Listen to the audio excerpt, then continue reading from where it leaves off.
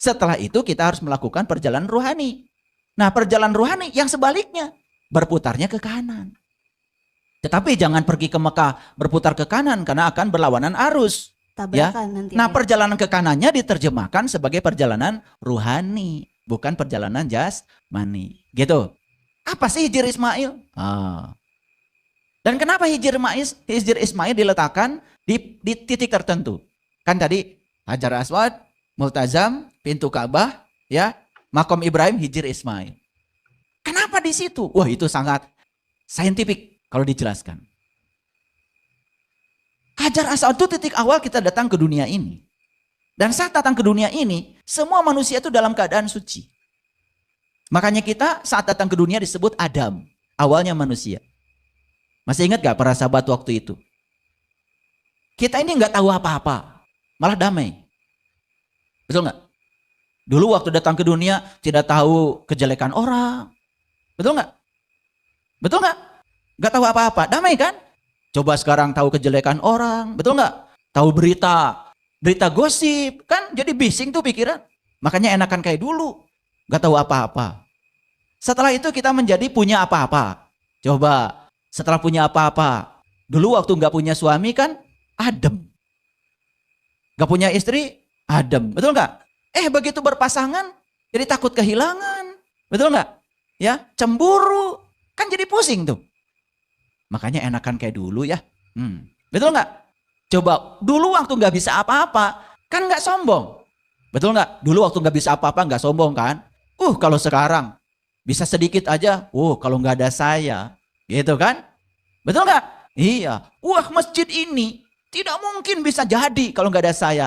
Gara-gara bisa apa-apa jadi sombong. Nah, yang paling berbahaya ketika kita merasa siapa-siapa. Sebetulnya yang membuat manusia itu kotor karena tahu apa-apa, punya apa-apa, bisa apa-apa dan merasa siapa-siapa. Itulah kotoran. Karena kotoran itu pada hakikatnya adalah kemelekatan pada yang kita tahu, kemelekatan pada yang kita punya, kemelekatan pada yang kita bisa, dan kemelekatan kepada jabatan tentang status sosial siapa kita.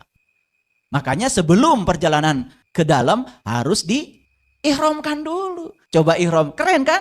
Melepaskan pakaian berjahit. Karena manusia itu terjahit oleh tahu apa-apa, terjahit oleh punya apa-apa, terjahit oleh bisa apa-apa, dan terjahit oleh status sosial siapa dia.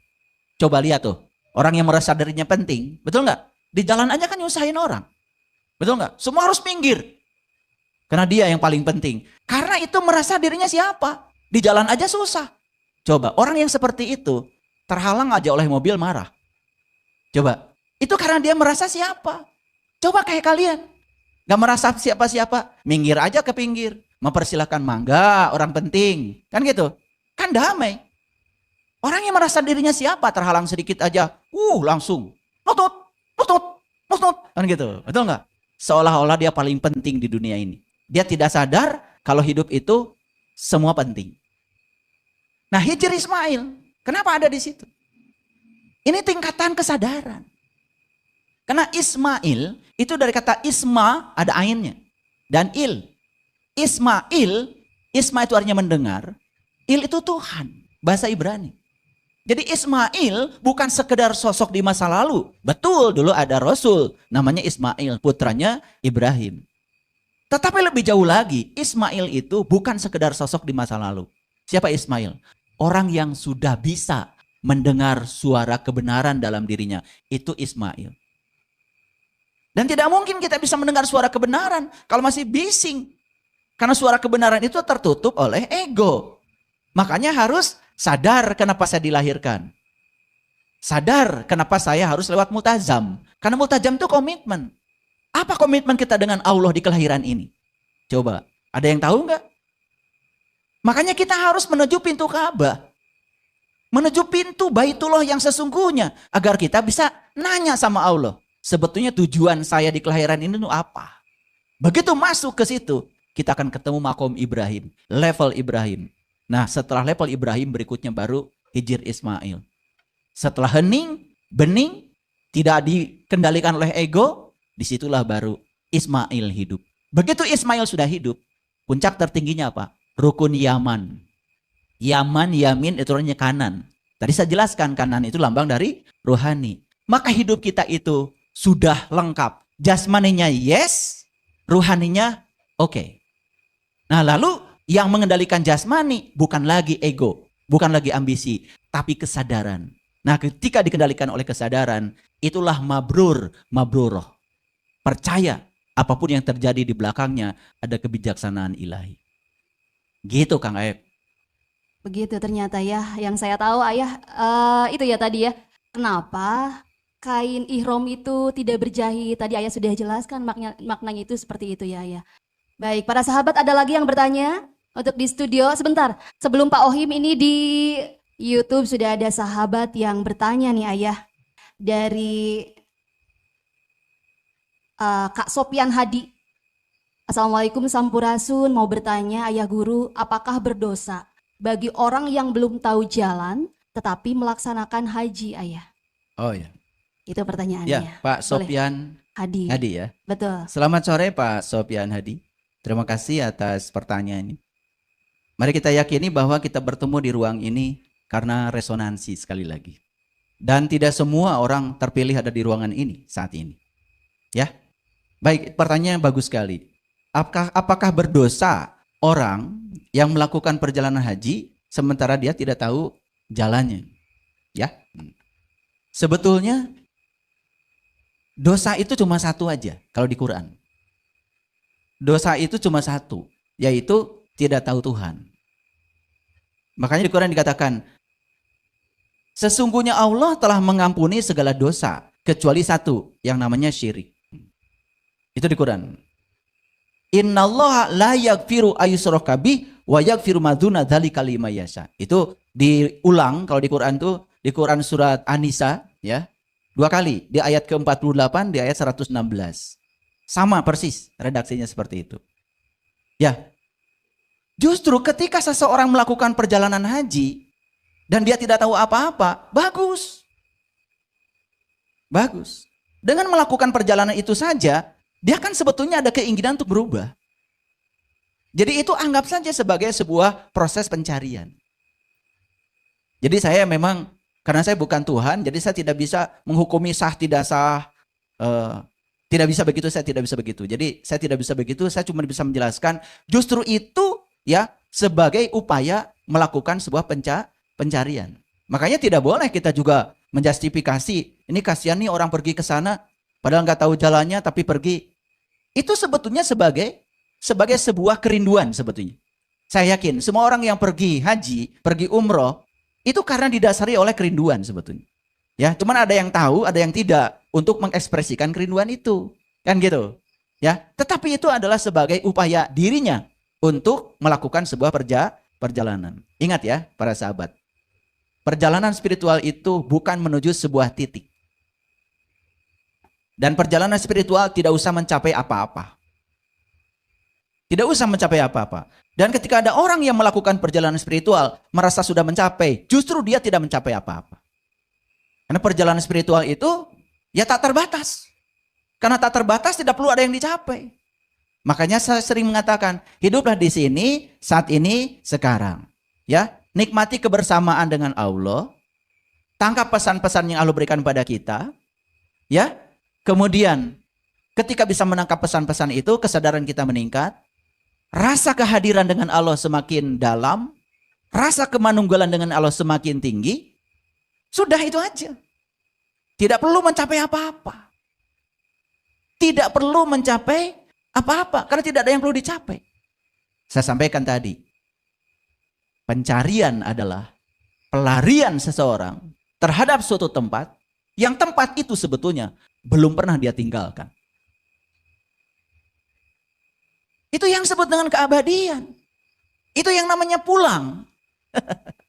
Jadi tidak usah mencapai sebuah titik tertentu. Tidak ada.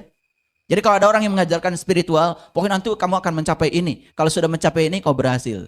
Berarti dia belum mencapai apa-apa gurunya.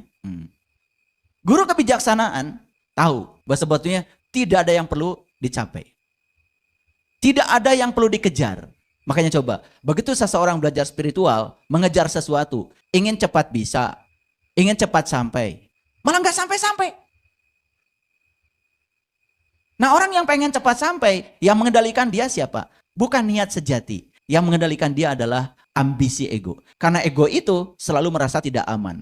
Ingin yang paling dulu cepatnya. Ingin yang paling dulu sampainya. Ingin yang paling cepat. Betul nggak? Tidak mau tersaingi. Itu kan semua produknya ego. Makanya saya sudah menyampaikan satu kajian kemarin, penting sekali di YouTube, ya. Perbedaan antara niat sejati dan ambisi ego. Jangan-jangan nih. Sebetulnya, ya, kita ini selama ini hidup dan beribadah itu bukan berdasarkan niat sejati, tetapi dikendalikan oleh ambisi ego. Cuman si ego ini sedang berjubah kebenaran. Dia sedang menyamar. Nah, hati-hati ya. Ada orang yang sok-sok bijaksana. Padahal sebenarnya dia itu berjubah kebijaksananya itu berbasis ego. Dia tidak sadar kan sebetulnya dia sedang dikendalikan oleh egonya. Buktinya apa coba? Ingin disanjung. Ingin disebut paling hebat. Betul nggak? Ingin disebut paling populer. Kan gitu. Kan ada dai 1 miliar umat, 2 miliar umat, 1 triliun umat. Kan macam-macam kan? Ya gitu. Nah, ketika mendapatkan atribut itu, dia masih butuh atribut itu. Sebetulnya dia sedang menggunakan jubah kebijaksanaan yang dibalut oleh ego.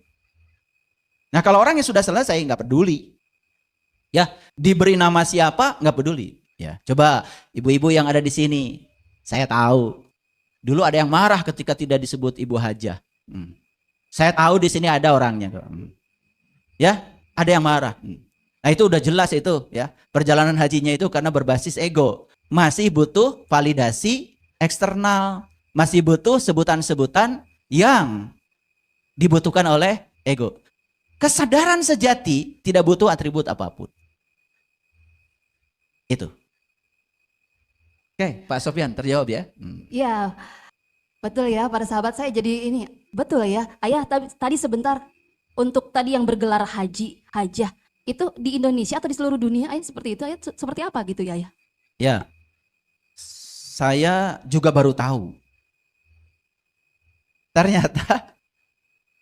Ternyata itu di Metro TV itu ada satu siaran tuh yang datang itu secara tiba-tiba satu tentang apa itu nama programnya itu pokoknya ada kaitan dengan tahu tidak tahu begitu. Itu di Metro itu, ya. Ternyata gelar haji dan hajah di seluruh dunia itu yang paling kental dan dominan tuh di Indonesia. Setelah ditelusuri dari mana itu, ternyata begini. Dulu zamannya kolonial Belanda, ya, itu kalau orang pulang dari haji secara syariat ya, itu, nah ternyata masyarakat Indonesia itu sangat percaya pada orang itu. Mungkin dianggap lebih hebat, lebih suci, lebih terhormat. Sehingga kata-kata orang yang pulang dari sana itu diturut oleh masyarakat yang belum pergi ke sana. Nah, bagi kolonial saat itu kan sangat berbahaya. Karena kalau ada orang yang diturut, nanti bisa jadi pemberontak. Bagi kolonial itu tidak aman. Nah, oleh karena itu, ya sebetulnya dulu gelar itu bertendensi negatif. Kenapa? Karena itu adalah status yang diberikan pada seorang yang pulang dari sana yang dicurigai akan memberontak. Jadi sebenarnya dulu tendensinya itu negatif sebetulnya. Nah, makanya dikasih ciri. Jadi kalau di daerah ini ada pemberontakan, jangan-jangan ada orang yang sudah dikasih gelar itu. Yang ngasih gelar itu ya jelas bukan pemerintah Arab. Bukan juga Allah nggak tahu apa-apa. Dan ternyata gelar itu adalah budaya yang terjadi di zaman kolonial. Nah, sampai sekarang budaya itu masih terus berjalan. Bahkan Bapak Ibu juga yang ada di ruangan ini kan marah ya kalau tidak dipanggil Pak Haji. Begitu ya ya. Baik, ini di YouTube sudah banyak pertanyaan dari para sahabat. Namun demikian nanti Pak Ohim kita akan berikan terlebih dahulu. Silakan Pak Ohim untuk siap-siap. Di sini saya akan menjawab terlebih dahulu. Saya ingin sekali bertemu Ayah Guru. untuk minta bimbingan meniti ke dalam diri, menemukan diri sejati. Para sahabat, saya informasikan jika para sahabat ingin bertemu langsung dengan Ayahanda Guru setiap minggunya di hari Rabu membuka kajian umum di Masjid Miskatul Anwar, Cibabat, Cimahi. Jadi silakan, tidak ada siapapun bisa datang ke sana dan bisa bertemu dengan Ayah Guru. Yeah. Seperti itu ya, jadi jangan ada pikiran bahwa susah banget sih nemuin Ayah Guru gitu ya. Nah para sahabat, itu ya yang saya sampaikan, baik para sahabat yang di YouTube maupun di live TikTok. Jika ingin bertemu dengan Ayahanda Guru, ingin belajar dengan Ayah Guru, dan ingin bertemu langsung dengan Ayah Guru sudah memberikan waktunya setiap minggunya 1 hari di hari Rabu jam 9 pagi. Dan jadwalnya juga kita selalu share nih di medsos Ayah Guru, ada di TikTok, di Facebook, dan juga di YouTube. Jadi silakan para sahabat, siapapun boleh datang mengikuti kajian umum tersebut. Setiap hari Rabu jam 9 pagi di Masjid Miskatul Anwar, Cibabat, Cimahi. Begitu, jadi tidak ada lagi yang susah bertemu dengan Ayah Guru ya Ayah ya. Karena selama ini susah banget katanya Tidak ada yang ketemu susah ya. Yang Ayah susah Guru. itu ego. Nah, yang susah itu itu adalah pikiran. ego.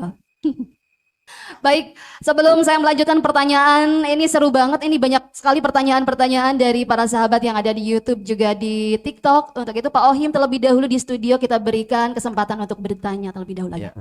Ya, silakan. Tenang aja ya. Tidak mungkin hari ini ya semua ritual haji bisa diungkap hakikatnya dalam waktu yang singkat ini. Karena tadi ada layer-layernya. Tapi saya ingin mengingatkan sekali lagi untuk semua sahabat yang di sini maupun yang di rumah. Pokoknya hidup itu santai aja. Tidak selalu semua pertanyaan harus dijawab. Dan tidak semua keraguan harus ditenangkan. Sudah nikmati aja. Hadir di sini saat ini sekarang. Yang sudah tahu alhamdulillah, yang belum tahu alhamdulillah. Jadi tidak ada yang perlu dicapai. Iya, betul. Nah biasanya kan begitu. Kalau ego mengingatkan begitu. Wah sayang sekali tadi kajian cuma sebentar. Pada pertanyaan masih banyak. Itulah ego. Ego selalu ingin sempurna. Ego itu selalu seharusnya. Nah itu ego. Begitu. Tapi kalau niat sejati untuk belajar, tidak usah terjebak oleh itu ya. Nah, sesampainya aja. Nah, kalau besok masih hidup, teruskan lagi besok. Ya, gitu. Jadi tidak ada yang harus dicapai. Tidak semua pertanyaan dalam hidup harus dijawab. Itulah kesadaran. Ya, kan santai kayak saya. Ya, saya sore ini harus datang di sini. Ya udah. Sama istri saya dipilihkan batik, itu aja. Ya, udah saya pakai. Saya duduk di sini. Saya juga duduk di sini, tidak mikir saya akan ditanya apa. Gak saya pikirin, betul nggak? Saya akan bicara apa? Gak saya pikirin. Saya cuman menyerahkan diri seutuhnya pada Allah. Ya Allah, terserah engkau. Pakailah aku untuk menjadi kepanjangan tanganmu, menyampaikan cinta kasih. Itu aja. Sesederhana itu hidup. Enak kan? Tidak ada yang perlu dicapai. Nah semua orang yang ini harus cepat nyampe. Ya, makanya kalau saya pergi dari rumah, ya istri saya ini, kalau saya udah ngidupin mobil, dulu belum saling kenal, bukan makin beres. Bedaknya makin gak karu-karuan. Lipstiknya makin gak karuan. Makanya begitu keluar itu, bukan tambah cantik, udah kayak kocan. Karena kita salah sering mengenal, makanya saya itu kalau mau pergi, saya beri kesempatan. Pokoknya sampai selesai. Pokoknya istri saya udah selesai, baru saya ngidupin mobil. Dulu belum saling mengenal itu saya hidupkan mobil biar cepat masuk mobil. Ternyata salah saya. Ya, saya hidupkan mobil ternyata banyak yang ketinggalan. Gitu. Banyak yang ketinggalan. Akhirnya kan balik lagi. Betul nggak? Perempuan ketinggalan cipol aja yang di sini. Itu sudah 10 km balik lagi. Ayah itu harga diri, ayah ketinggalan cipol itu. Iya. Karena ternyata katanya kalau nggak ada cipol itu pantesan ya kalau Semar itu ada kuncungnya. Rupanya cipol itu menara ya. Nah karena kita sudah saling mengenal, makanya udah. Kalau saya kalau istri saya belum selesai, ya sudah. Saya baca buku, saya bikin artikel, saya tidak mau menunggu. Menunggu itu sangat menyiksa. Ya, kalau sudah keluar dari kamar, sudah lengkap, saya tanya lagi. Sudah siap? Gak ada yang ketinggalan? Yes. Baru saya hidupkan mobil. Mesin mobil. Ya, enak hidup kayak gitu. Tidak ada yang perlu dicapai. Ya, gitu. Ya udah, nyampe ke sana jam berapa? Gak apa-apa. Pernah ketinggalan pesawat. Ya nggak usah dipikirkan, tinggal beli lagi. Kan kalau cekcok juga tidak akan keluar itu tiket. Betul nggak? Iya. Kan sesederhana itu. Jadi santai aja. Oke, silakan Pak Ohim. Pak Ohim, silakan Pak Ohim. Bismillahirrahmanirrahim. Assalamualaikum warahmatullahi wabarakatuh. Waalaikumsalam warahmatullahi wabarakatuh. Alhamdulillah ayah sampurasun tiasa dugi ke tempat di mana berlangsungnya acara ini. Alhamdulillah ya, ada suatu pertanyaan. Jadi kan kalau ibadah haji ini kecenderungannya lebih kepada dari tapak lacak Nabi Ibrahim ya, sejarah Nabi Ibrahim. Yang kemudian kalau dalam Al-Qur'an kan seluruh manusia. Nah, ini kalau yang sebelum Nabi Ibrahim, para nabi, para rasul itu kan tidak ada ceritanya kecuali di cerita anak Adam ya, yang kurbannya aja. Tapi di urusan hajinya tidak ada. Jadi seolah-olah ada perbedaan gitu kan. Kenapa gitu kan, kalau di antara Ibrahim ke sini kita diceritakan sampai Hajar Aswad, Hijri Ismail, tapi nabi-nabi sebelumnya tidak. Itu bagaimana kejelasannya supaya selaras? Nuhun. Assalamualaikum warahmatullahi wabarakatuh. Waalaikumsalam warahmatullahi wabarakatuh. Wah, ini pertanyaannya tambah kencang ini. Bagus ya, keren ya. Jadi kita bersyukur harusnya hidup setelah periodenya Nabi Muhammad. Karena perjalanan menuju Baitullah yang sejati, untuk bertemu yang punya rumah, sebagaimana yang dinyatakan dalam Al-Quran, li'ila fi Quraisy ila fihim rihlatas sitai wa soif falyabudu robbahadal bait. Itu ada perintah di Quran, falyabudu robbahadal bait, sembah yang punya rumah. Jadi kan itu perintah itu sama dengan jangan sembah rumahnya kan. Bahasa lainnya begitu. Falyabudu robbahadal bait, sembah yang punya rumah. Itu kan sebetulnya sama dengan jangan kamu menyembah rumahnya. Jadi harusnya orang-orang yang hidup di periode setelah Nabi Muhammad harusnya lebih mudah melakukan perjalanan ke dalam diri. Kenapa? Diformalkan dalam bentuk simbol-simbol yang begitu rapi, yaitu dalam ritual haji. Nah, pertanyaan Pak Ohim tadi, apakah nabi-nabi sebelumnya tidak melaksanakan haji? Ya tentu saja melaksanakan. Tetapi Ka'bah dalam pengertian yang kita kenal sekarang kan belum ada. Tetapi Baitullah yang sejati itu sudah ada, kekal abadi.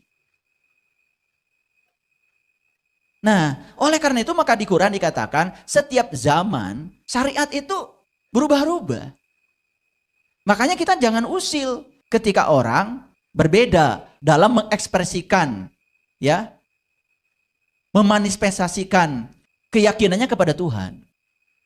Karena di setiap zaman itu yang namanya syariat berubah-ubah. Dalam upacara haji aja melempar jumroh dulu dengan sekarang kan berubah. Setelah kejadian di Mina orang berdesak-desakan, injak-injakan, kan oleh pemerintah Saudi dirubah. Betul nggak? Makanya melempar jumroh sekarang jadi lebih aman, lebih luas. Dan dirubah kan caranya. Tetapi esensinya tidak hilang. Tetap melempar dengan 7 batu. Nah yang paling penting sebetulnya bukan melemparnya. Tetapi esensi dari melempar dengan 7 batu, itu yang saya tangkap. Kenapa 7 batu? Bukan 8 batu. Mungkin ada yang nafsu kan? Ya saya mau bawa batunya sekarung aja gitu. Biar setannya langsung mampus gitu. Nggak bisa. Tetap 7 batunya. Karena sebetulnya syaitan itu ya hakikatnya kan sebetulnya ego kita. Setan itu hakikatnya diri palsu kita. Dan diri palsu kita itu ya itu bereaksi ketika ada masukan dari yang 7. Ada masukan dari 2 mata, ada masukan dari 2 telinga, ada masukan dari 2 hidung, ada masukan dari mulut. Ya toh? Coba langsung bereaksi kan ego. Coba ibu bapak, ada orang ngomong kepada kita, ibu, itu jangan bersahabat dengan ibu itu terus menerus. Di belakang, beda bu. Bilang apa?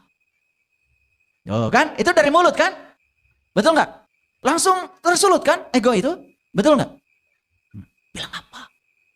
Oh, gak enak kalau dibilang-bilang. Wah langsung kan, udah tersulut. Gimana sih kamu?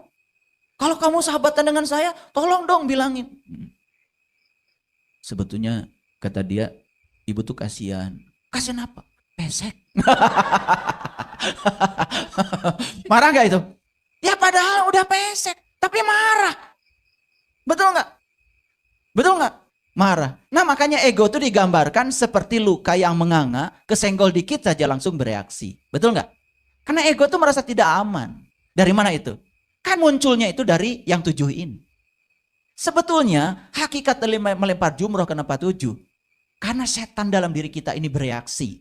Tepat saat mendapatkan lemparan dari yang 7 ini. Maka yang 7 ini dikendalikan. Supaya reaksi ini tidak negatif. Coba dengar ya di TV.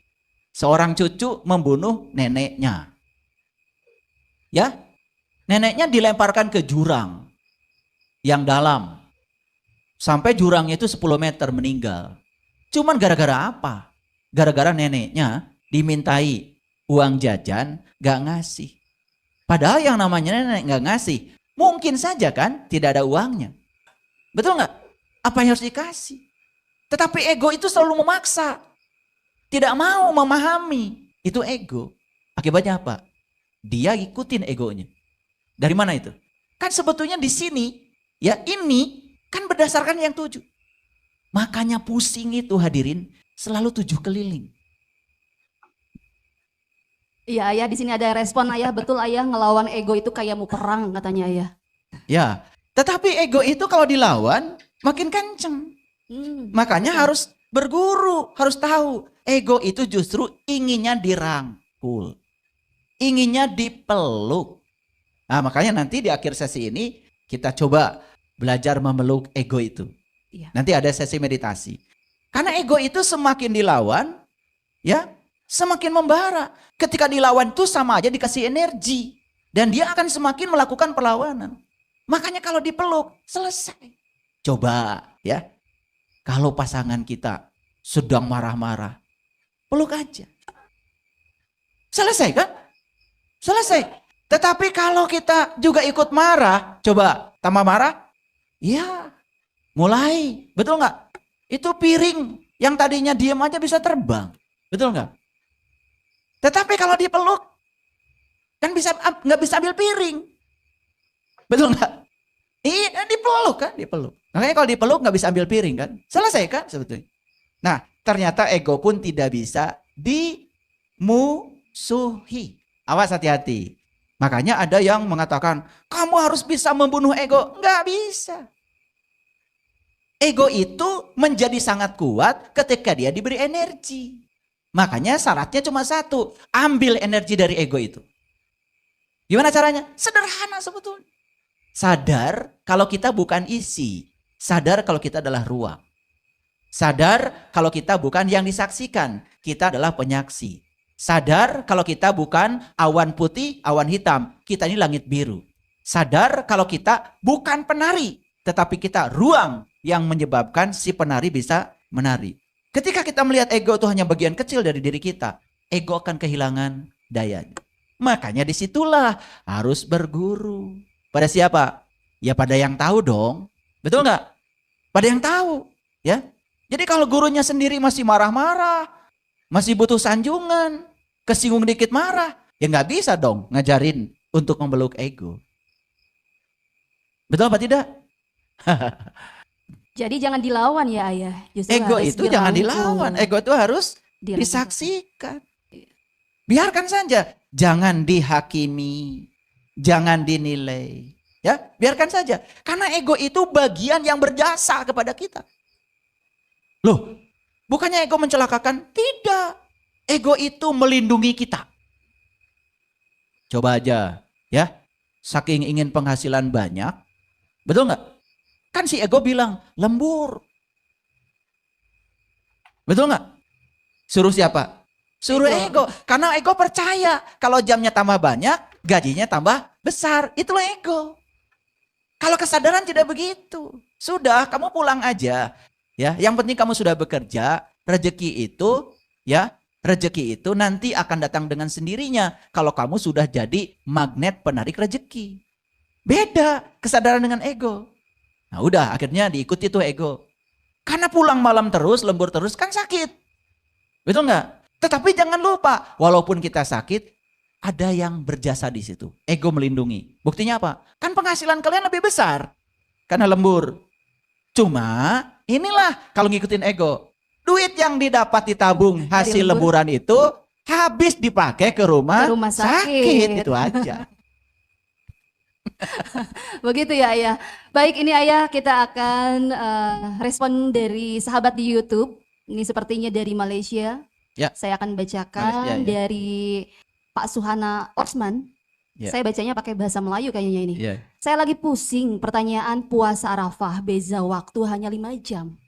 Tapi puasa di Mekah dan Malaysia lewat sehari. Raya haji pun lewat sehari, macam mana tuh Pak Saiful? Gitu katanya ya. Jadi kenapa pusing? Pusing 7 keliling. Karena ego. Kan gak usah pusing harusnya. Betul gak? Coba sadar, bumi ini berputar mengelilingi matahari. Ya, sehingga semua yang di bumi ini, ya kan? Yang di bumi ini, ya, akan mengalami perbedaan waktu, ya kan? Ya sudah, kenapa pusing? Ya, gunakan saja waktu Malaysia. Yang namanya puasa, kan mulainya jam 4 pagi, sesuai syariat kan?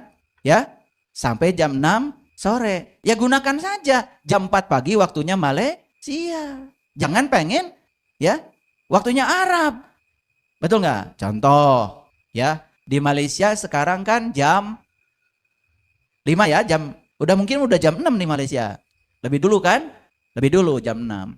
Nah, tambah 4 jam kan? Di Arab sekarang baru jam 2 kan? Jam 2. Betul? Nah, di Malaysia sudah jam 6 saatnya buka. Nunggu aja karena orang di Arab belum buka. Kan beda mulainya. Ntar pingsan. Ya, itulah ya yang namanya syariat itu ya yang paling penting esensinya. Kan esensinya, bukan soal perbedaannya. Nah, pusing. Nah, itu karena masih belum mengerti yang 7. Makanya pusingnya 7 keliling. Ya, nggak ada pusing 8 keliling. Betul nggak? Jadi untuk sahabat Pak Osman ya. Suhana Osman Pak dari Suhana Osman sudah rileks saja. Sesuaikan dengan waktu Malaysia. Kan gitu. Karena di Arab sekarang baru jam 2. Nah. Ya kan? Iya. Orang Arab sekarang masih puasa. Iya. Ya. Kalau di Malaysia sudah jam 6, ya buka aja puasanya. Ya. Itu. Begitu, ya. Itu akibat dari resiko karena berada di permukaan bumi yang berbeda. Betul lah ya. Gitu. Baik, ini ada pertanyaan kembali dari Pak Agus Budi Sulistyo. Assalamualaikum, mau tanya, habis sholat asar tadi ada takbiran. Kemudian dibantah, kalau sudah takbiran berarti puasa harus dibatalkan katanya ya. Nah, saya nggak tahu harus yang saya ikuti itu yang mana ya. Ya. Mungkin Jadi masih kita coba juga kan main nggak dulu. ngerti takbiran itu apa esensinya. Takbiran itu kan sebetulnya harusnya tidak dibatasi oleh waktu. Bukankah kita ketika sholat pun Allahu Akbar, Allahu Akbar, Allahu Akbar, setiap pergantian gerakan kan kita takbir. Betul. Betul nggak? Betul. Cuman kita tahunya yang namanya takbiran itu yang pakai lagu Allahu Akbar, Allahu Akbar. Itu disebut takbiran. Padahal sebetulnya setiap mengucapkan Allahu Akbar, takbir. Kita menyaksikan kebesaran Allah lewat alam semesta, takbir.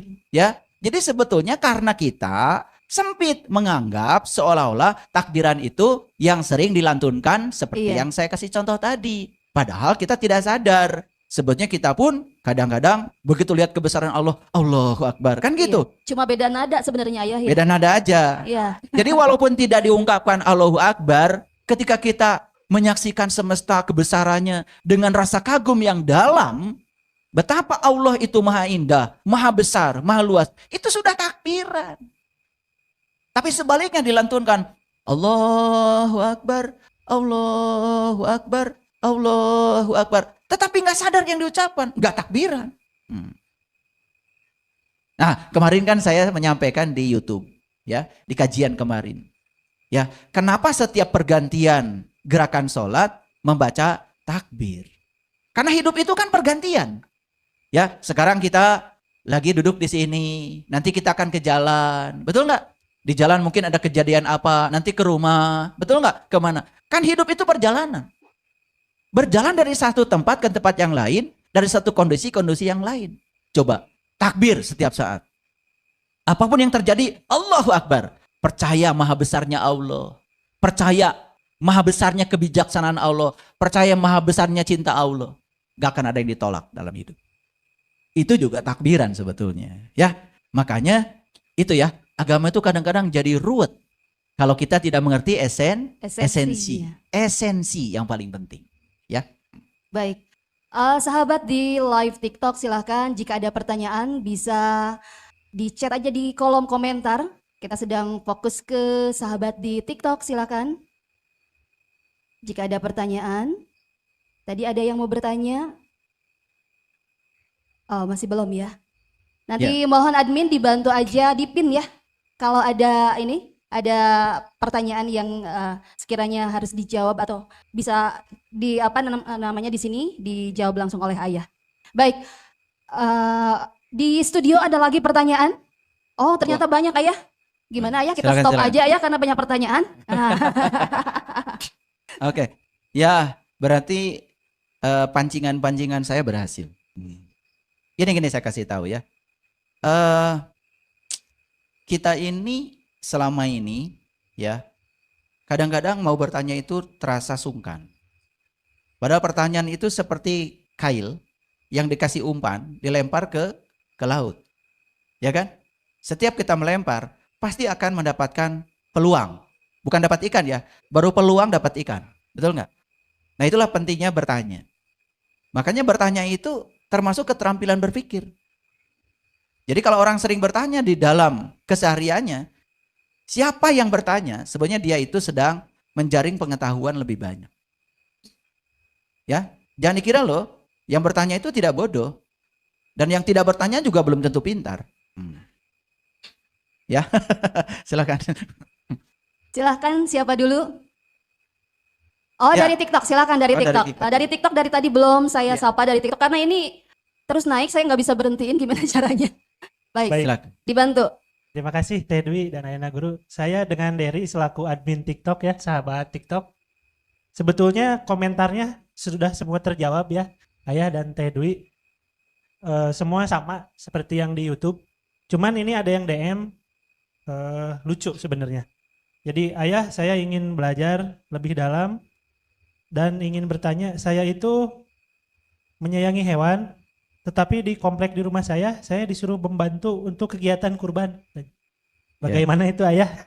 Nah, terima kasih. Jadi hewan intinya semua yang di TikTok sama pertanyaan jangan yang di jadi YouTube. sudah terjawab ya. Iya. Baik, nanti dibantu ya admin Aderi di sini jika ada pertanyaan dari sahabat TikTok. Ya. Takutnya di sini ini saya yang tidak DM bisa langsung baca. anonim, tidak ada nama akunnya. Ya. Terima kasih. Silakan Ayah. Ya, pokoknya saya kasih sedikit gambaran. Kalau kita mau berbicara tentang proses penyembelihan, itu sangat banyak diceritakan di Quran surat Al-Baqarah. Makanya Al-Baqarah sendiri artinya sapi betina. Makanya prosesi penyembelihan sapi betina itu diceritakan lengkap di surat Al-Baqarah.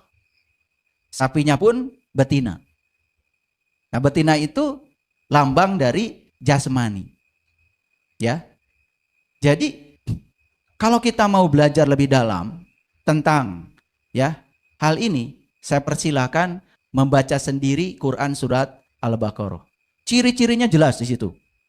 Ciri-ciri sapi betina itu tidak boleh tua, tidak muda, pertengahan, ya kan? Tidak pernah dipakai membajak, tidak pernah mengairi tanaman, ya, tidak bercacat, tidak ada belangnya. Itu jelas sekali. Jadi itu adalah bicara tentang masalah hakikat. Itu aja jawaban saya. Ya, terima kasih. Itu ya jawabannya. Ini karena tidak terjawab, terbaca di TikTok sama di YouTube. Mungkin ini ada yang nge-WA ke saya ya, boleh ya, saya sampaikan. Tadi mungkin dibahas tentang rumah Allah. Dan jika konsepnya adalah mengunjungi rumah Allah, katanya kan Allah itu dekat dengan kita ya.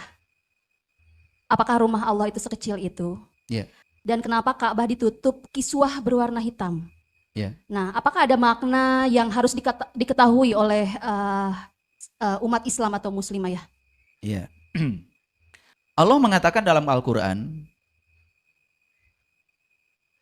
jika ada orang yang bertanya tentang aku, itu di surat Al-Baqarah, katakanlah aku dekat. Wa idza sa'alaka ibadi anni fa inni qarib. Itu Quran. Gak bisa dibantah ya. Bahkan Allah mengatakan di ayat lain, wa huwa ma'akum aynama kuntum. Bahkan Allah itu bukan sekedar dekat, tetapi bersama. Ulangi ya. Allah itu bukan sekedar dekat, tetapi bersama. Di ayat lain Allah mengatakan, wa nahnu aqrab ilaihi min hablil warid. Aku lebih dekat kepadamu melampaui dekatnya urat nadi lehermu. Nah, pertanyaannya tadi, apakah rumah Allah sesempit itu? Nah, karena kita sedang berbicara Tuhan dalam konsep ruang. Sedangkan beliau sendiri kan tidak terjebak oleh konsep ruang dan waktu. Dia adalah zat yang laisa kamislihi syai'un. Makanya ini tidak bisa dijelaskan dengan kata-kata. Kalau ingin membuktikan, silakan belajar. Nanti sampai pada satu titik tertentu kaget kalau rumah Allah ternyata gak ada batasnya. Gak ada pintunya. Gak ada jendelanya. Ubluk ablak tanpa batas. Karena rumah Allah yang sebenarnya hakikatnya adalah Allah itu sendiri. Cuman kita terbelenggu oleh konsep rumah. Ya, rumahmu ya sempit, tipe 21. Kita membayangkan seolah-olah yang namanya rumah itu ya tempat tinggal. Padahal Allah itu tempat tinggalnya ya alam semesta ini yang tanpa batas. Tetapi kalau ingin mengenal dia, kata Nabi, man arofa nafsahu faqad arofa robbahu. Siapa yang kenal dirinya, maka dia kenal Tuhannya. Cara untuk mengenal Tuhan lewat perjalanan